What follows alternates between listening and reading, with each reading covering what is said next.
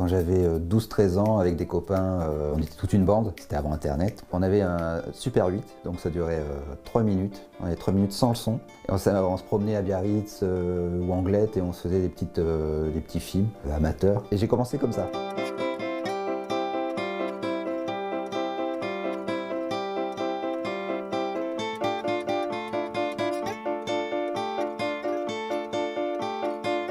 Donc là, j'ai découpé des petits personnages, c'est pour faire une démarche.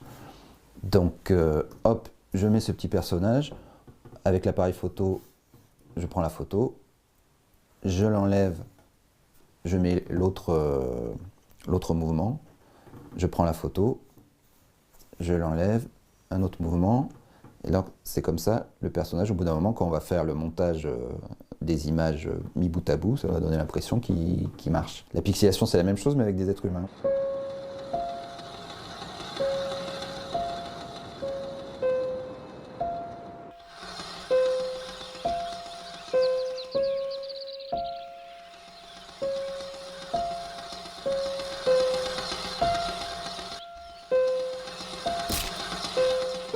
La pixelation, donc ça fait partie de l'animation image par image. Et je me suis dit, mais tiens, si je faisais un long métrage en pixelation. Et apparemment, dans mes recherches, j'ai vu que personne n'a fait un long métrage en pixelation. Donc j'ai fait un film quasiment sans parole. Alors il y a du son, mais les personnages principaux ne parlent pas. Mais quand ils vont sur Internet, qu'ils regardent les ordinateurs, comme la publicité, c'est beau, c'est en couleur, les gens parlent, et puis dans la vraie vie, ils sont en noir et blanc, ça parle pas, ça fait une ambiance, voilà, pour faire un contraste.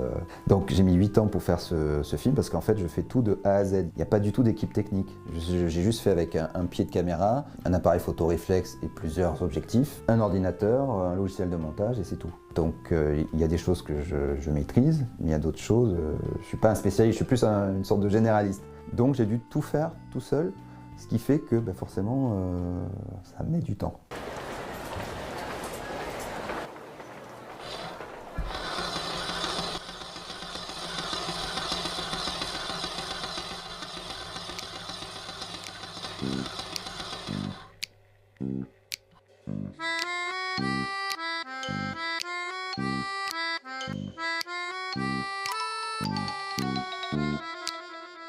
En fait, souvent, comme beaucoup de gens autour de moi, je trouve qu'au cinéma, pas tout, hein, il y a des exceptions, mais qu'en majorité, on voit toujours un peu les mêmes films, toujours avec un peu les mêmes acteurs. Et j'ai voulu faire, en fait, je me suis dit, en tant que spectateur, j'ai voulu faire le film que j'aurais aimé voir en tant que spectateur. Et je me dis, si ça me plaît à moi, ça peut plaire à d'autres. Quand j'ai montré mon film Amour et pissenlit au Forum des images, c'est ressorti. Il y a quelqu'un qui m'a dit merci, ça fait plaisir de voir d'autres choses.